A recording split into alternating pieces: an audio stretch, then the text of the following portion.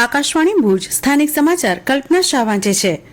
લોકસભા અને રાજ્યસભાને અચોક્કસ મુદત સુધી મોકૂફ રાખવામાં આવી છે। આ સાથે 31મી જાન્યુઆરીથી શરૂ થયેલા અંદાજપત્ર સત્રનું સમાપન થયું છે।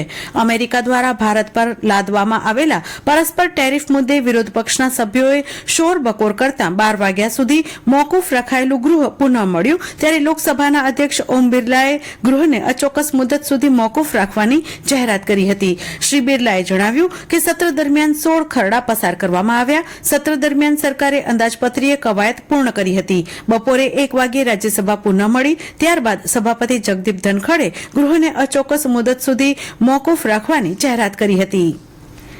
ગુજરાત એનર્જી ડેવલપમેન્ટ એજન્સી દ્વારા 2024-25ના વર્ષ માટે જાહેર કરાયેલા ક્લાઇમેટ ચેન્જ એવોર્ડ અંતર્ગત શૈક્ષણિક સંસ્થાનોની કેટેગરીમાં ભુજ ખાતેની સામાજિક સંસ્થાના પ્રકલ્પના અર્બન એન્વાયરમેન્ટ એજ્યુકેશન પ્રોજેક્ટને 3જું સ્થાન પ્રાપ્ત થયું છે। ક્લાઇમેટ ચેન્જની વિશ્વ પર થઈ રહેલી અસરોને ઓછી કરવા અને આ વિષયે થતી પ્રવૃત્તિઓની સરાહના કરી પ્રોત્સાહન પૂરું પાડવા આ એવોર્ડ એનાયત કરાયો છે।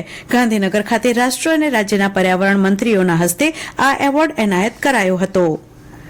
કચ્છના ખાબડા ખાતે વિકસતા વિશ્વના સૌથી મોટા 692.6 મેગાવોટના નવીનીકરણીય ઉર્જા પ્રોજેક્ટ્સનું કામ શરૂ થયું છે, જે અંતર્ગત નવા કાર્યરત પ્રોજેક્ટ્સમાં ગત રવિવારથી વીજ ઉત્પાદન શરૂ થયું છે, જેમાં સૌર અને પવન ઉર્જા પ્લાન્ટ્સની નવીનીકરણીય ઉર્જા પ્લાન્ટ્સ થકી વીજળી ઉત્પાદન કરાશે। આ નવા પ્રોજેક્ટ અંતર્ગત કાર્યરત થયેલ 480 મેગાવોટનો સૌર અને પવન ઉર્જા પ્લાન્ટ અને 212થી વધુ મેગાવોટના સૌર પ્રોજેક્ટનો સમાવેશ થાય છે। આ સાથે આ પ્લાન્ટ દ્વારા કુલ નવીનીકરણીય ઉર્જા ઉત્પાદન ક્ષમતા 14,217 મેગાવોટ સુધી પહોંચી છે। અત્રે જણાવીએ કે અદાણી ગ્રીન જિલ્લાના ખાવડામાં 30,000 મેગાવોટનો વિશ્વનો સૌથી મોટો નવીનીકરણીય ઉર્જા પ્લાન્ટ વિકસાવી રહી છે। ધોરણ 12 વિજ્ઞાન પ્રવાહ પછી degree engineering, degree diploma pharmacy, bachelor of architecture અને હોટલ અને ટુરિઝમ મેનેજમેન્ટ અભ્યાસક્રમો માટે વર્ષ 2025-26ની ઓનલાઈન પ્રવેશ પ્રક્રિયા માટે રાજ્યના વિવિધ શાળાઓના પ્રવેશ ઇચ્છુક વિદ્યાર્થીઓ તથા તેમના વાલીઓ માટે સરકાર દ્વારા માર્ગદર્શન સેમિનારનું આયોજન કરાયું છે।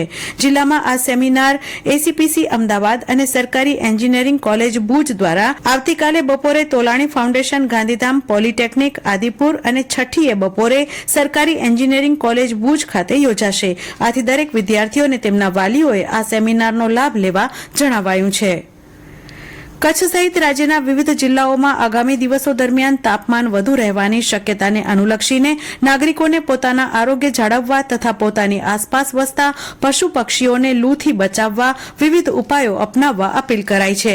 તરસ ન લાગી હોય તો પણ પૂરતા પ્રમાણમાં પાણી પીવા, શરીરમાં પ્રવાહીની માત્રા ઓછી ન થાય તે માટે ઓઆરએસ દ્રાવણ અથવા ઘરે બનાવેલા પીણા જેવા કે છાશ, લસ્સી, લીંબુ પાણી, ભાતનું ઓસામણ, નારિયેળ પાણી વગેરેનો ઉપયોગ કરવા જણાવાયું છે। વજનમાં તેમજ રંગમાં હળવા પ્રકારના સુતરાઉ વસ્ત્રો પહેરવા અને ઘરની બહાર હો તો માથાનો ભાગ કપડા, છત્રી કે ટોપીથી ઢાંકી રાખવા સૂચન કરાયું છે। બાળકો, વૃદ્ધો, બીમાર વ્યક્તિ અને વધુ વજન ધરાવતા વ્યક્તિ કે જેઓ લૂના ભોગ બનવાની સંભાવના વધુ ધરાવે છે તેમની વિશેષ કાળજી લેવા પણ જણાવાયું છે। આ ઉપરાંત ઊભા પાકને હળવું તેમજ વારંવાર સિંચન કરવા અને વહેલી સવારે અથવા સાંજે પિયત આપવા સલાહ આપવામાં આવી છે। પશુઓને છાયડામાં રાખવા અને તેમને શુદ્ધ ઠંડુ પાણી પુષ્કળ પ્રમાણમાં તેમજ બહુ જ ગરમી હોય તેવા સંજોગોમાં પાણીનો છંટકાવ કરવા સૂચન કરવામાં આવ્યું છે।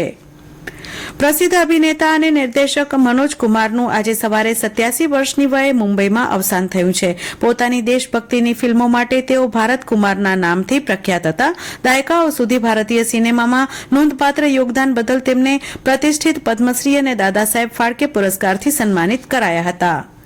કચ્છના પ્રખ્યાત યાત્રાધામ માતાના મઢ ખાતે આજે રાત્રે હવનવિધિ સાથે ચૈત્રી નવરાત્રી પર્વ ચરમસીમાએ પહોંચશે। આજે રાત્રે જાગીર અધ્યક્ષ રાજાબાવા યોગેન્દ્રસિંહજીના હસ્તે હવનમાં શ્રીફળ હોમવાની વિધિ થશે, તો ભુજના આશાપુરા મંદિર ખાતે પણ આજે રાત્રે હવનવિધિ યોજાશે। પૂજન અર્ચન, બેઠા ગરબા સહિત વિવિધ કાર્યક્રમો સાથે જિલ્લામાં ઠેર ઠેર ચૈત્રી નવરાત્રી પર્વ શ્રદ્ધાપૂર્વક ઉજવાઈ રહ્યું છે। અને આ સાથે સમાચાર બુલેટિન પૂરું થયું। નમસ્કાર।